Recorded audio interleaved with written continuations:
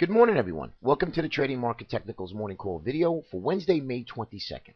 We did get that up day on Tuesday.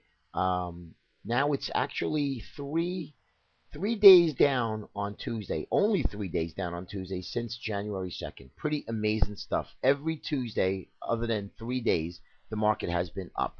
I was actually a little bit leery because I'm saying all of the analysis I did in previous night was stating, showing everybody was, oh, every Tuesday the market's up. So when everybody sees it and realizes what's happening, the pattern, it usually doesn't happen. But that wasn't the case yesterday. We did get an up day. Very quiet, but nonetheless another up day. And the markets are grossly overextended, and I can't say that and stress it enough. You really need to watch, especially the swing traders, position traders, and the longer term investor. If you're not going to buy protection, I would definitely tighten up stops. Again, and I keep saying that and stress it, not really for the day trader. Obviously, we go home flat every night, but you have to be real careful when the markets are literally on a vertical path. And when you have this little, you'll see these little red engulfing, it'll wipe out 3, 4, 5 days, maybe you get two in a row and wipe out the whole move. So you really want to be prudent enough to say, hey, this is getting a little bit out of hand. Let me just, tighten up stops, or even take a little off the table. You could always add back to it when it gets back into realistic areas, such as the 20-day moving average on a daily chart. So it's really important to stress that. And I can't stress that enough. I really hate to see anybody really lose a lot of their profits because I've seen this many, many times. And again, I've chose not to hold any positions for the last year, actually year and a half, and all of 2013. I just feel that there's too much headline risk out there, and I'm not looking to give back any profits at all, just because I'm looking for a bigger move up. Now when you're day trading, we also have the two. Day traders sometimes is like lack of things to do because of the fact is that the markets are just in this slow grind higher, and that happens. That really does happen, and we have to be prudent enough to understand, hey, the markets are moving up. There's no volatility. We have to find the best trade setups until the market can correct itself. Now, we can correct itself back down to the 20-day moving average or to the 50-day moving average. That would be ideal to get back to the 50-day moving average because the longer-term picture is actually pretty good. I mean, it does look pretty good. When you have the Fed and the world central banks printing money, it's a big party out there, and that's exactly what everybody's looking at. It's a big party, but there are major, major flags, and a lot of red flags, divergence out there. And sure, they don't pan out right away, but you have to know what's going on. You have to know, hey, I got to tighten my stops, or what, let me look for this, let me look to that. And just giving you a general rule, you want to make sure that you're aware of these red flags. Because if something does happen intraday, you're ready for it. And that's why I can't stress that enough. Now, excuse me, today we have Ben Bernanke speaking. And that's going to be a real big, big event risk catalyst. He's speaking this afternoon. Any cue of reducing QE or asset purchase, I think you would really see this market sell off. Now, he doesn't have to do anything. Ben Bernanke can just talk down the market, and that's the beauty part about his words. So even if he feels that this is getting a little bit out of hand, and he knows that it is, he could just talk down the market ever so slightly that you get a small 2-3% correction in the market. And that's what I'm looking for today. So please be aware of that, and I wouldn't have any positions for the day traders anyway going into this event risk because really, if you have any profits, I would take them before. And if you have a small loss or something, at least tighten your stops up to see where this market goes after he speaks. All right, just want to run into the charts real quick.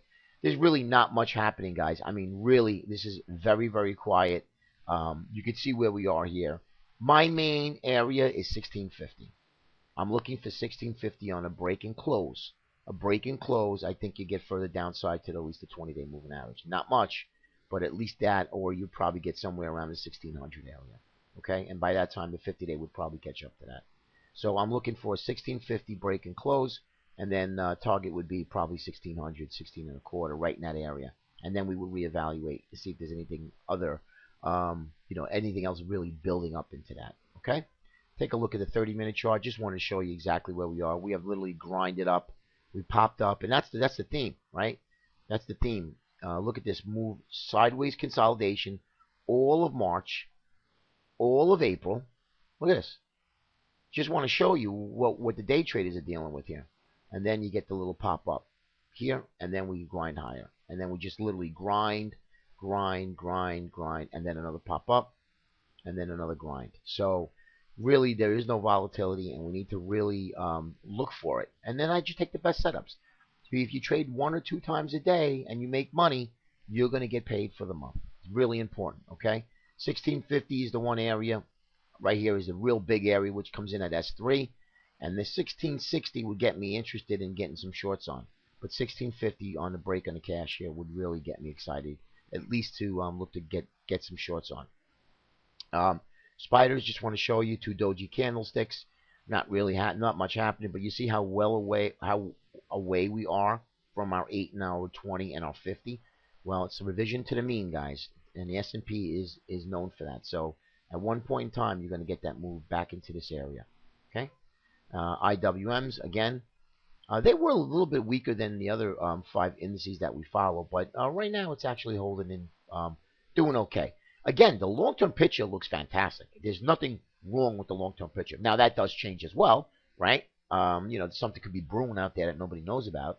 But again, this is something that that I think just is not sustainable. You just can't have the market just literally go from here, from November to here, and then all the way back up again, and literally in a vertical line. It just doesn't happen. There's always meant to look for pullbacks. Now, we were sidestepping, stair stepping up in bull flag patterns, and I'd say, yeah, this market can continue to go higher as long as it wants to. But without a break or a pause, you're not going to really get that. Now, the transports did, right? We did a little bit of bull flag. We rallied, and now we're pausing again. And this is something that we want to see. This is our leader. So if leader can take control, then it's something else that that you might want to see at least take out this area and then maybe one more push.